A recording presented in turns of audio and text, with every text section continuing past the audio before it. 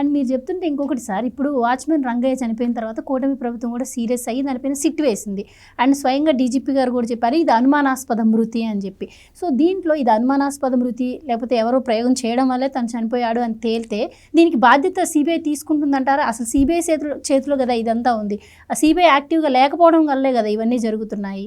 So CBI responsibility తీసుకుంటుంది. ఇక్కడ ఏంటంటే సిబిఐ టర్మ్స్ ఆఫ్ రిఫరెన్స్లో వివేకానంద రెడ్డి మర్డర్ కేసు ఒక్కటే ఉంటుంది.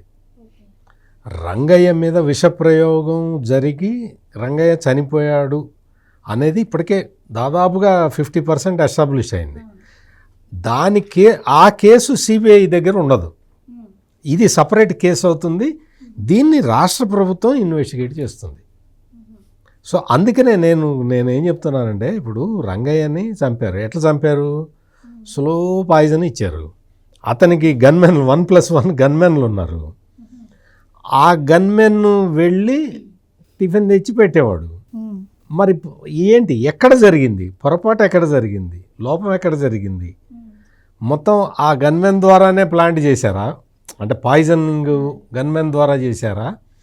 లేదు గన్మెన్కి తెలియకుండా అక్కడ ఎవడైతే టిఫిన్ షాప్ వాడు ఉంటాడో వాడిని మేనేజ్ చేసుకొని వీళ్ళు రాగానే ఆ ప్యాకెట్ కట్టి ఇచ్చేలాగా అరేంజ్ చేశారా?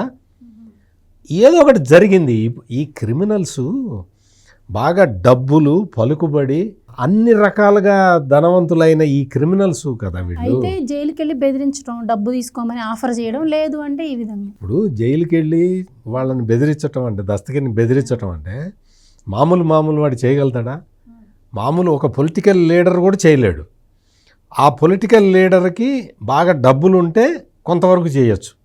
దానితోడు వాడిది క్రిమినల్ బుర్ర అయితే వాడు ఖచ్చితంగా వాడు అందరినీ లొంగ తీసుకుంటాడు, అందరినీ బెదిరిస్తాడు, లొంగ తీసుకుంటాడు. మనం ఏదో ఒక సినిమాలో చూసాం కదా, వాడు వచ్చి కోర్టులో సాక్ష్యం చేయడానికి వాడి పిల్లాడిని కిడ్నాప్ చేసి తీసుకెళ్తాడు.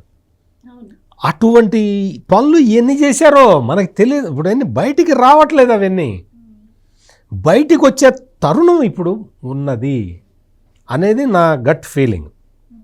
ఎందుకు అంటే దస్తగిరిని బెదిరించిన కేసు ఇప్పుడు అంటే సిబిఐకి ఇన్వాల్వ్మెంట్, సిబిఐకి వీటితో సంబంధం లేదా అంటే సాక్షులు చనిపోయినప్పుడు చూడాల్సింది సిబిఐయే, వాళ్ళు చూడటం లేదు. కానీ ఇక్కడ సాక్షి ఒక రంగయ్య అనే సాక్షి పాయిజనింగ్ వల్ల చనిపోయాడు అని బేసిక్గా ప్రూవ్ అయిపోతే ఆ కేసుని రాష్ట్ర ప్రభుత్వం సిట్టేసో లేకపోతే ఒక పోలీస్ ఆఫీసర్ని పెట్టో ఒక ప్రత్యేక న్యాయస్థానాన్ని పెట్టో దర్యాప్తు చేయొచ్చు.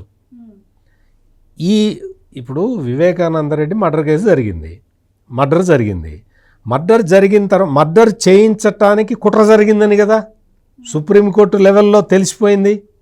ఇది హై లెవెల్ కాన్స్పిరసీ జరిగింది, ఈ పొలిటికల్ మర్డర్ జరిగింది అని కదా. ఆ పొలిటికల్ హై కాన్స్పిరసీ పొలిటికల్ మర్డర్లో సాక్షిని ఎవడు లేపేస్తాడు? Simple logic.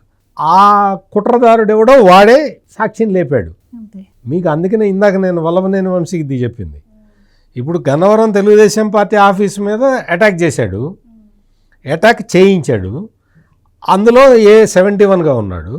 ఆ కేసును మాఫీ చేసుకోవటానికి దళిత యువకుడిని కిడ్నాప్ చేసి A1గా మారాడు.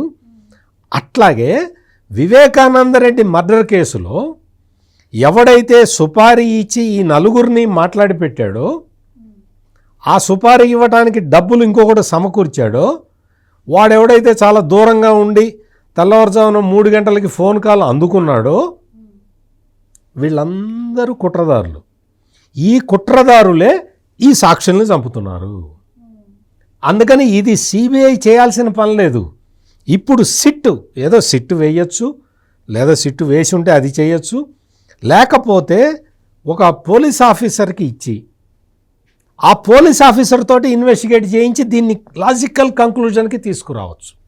అందుకని సిబిఐ వాళ్ళు వాస్తవంగా సాక్షులు చనిపోతే సిబిఐ వచ్చి బోర్ను ఏడవాలి, అయ్యో మేము ఎస్టాబ్లిష్ చేయాల్సిన కేసులో సాక్షులందరూ చనిపోతున్నారని చెప్పి ఆ సిబిఐకి ఏదన్నా మనసు ఉంటే వాళ్ళు వచ్చి బోర్ను ఏడవాలి, సాక్షులు చచ్చిపోతున్నారని సిబిఐ వాళ్ళు వచ్చి వాళ్ళు చాలా పశ్చాత్తాపడాలి.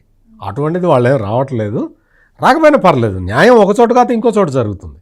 అందుకని ఇప్పుడు ఈ రంగయ్య దీనికి సంబంధించి రంగయ్య అనుమానాస్పద మృతి గురించి, దస్తగిరి మీద అటాక్ గురించి, ఈ కృష్ణారెడ్డి వివేకానందరెడ్డి పిఏ కృష్ణారెడ్డి పెట్టిన దొంగ కేసు గురించి, ఇప్పుడు సునీల్ యాదవ్ మీద అటాక్ గురించి, ఈ 4-5 కేసుల్ని కూడా రాష్ట్ర ప్రభుత్వం ఇండిపెండెంట్గా వీటిని పరిశీలించవచ్చు, పరిశీలిస్తున్నది.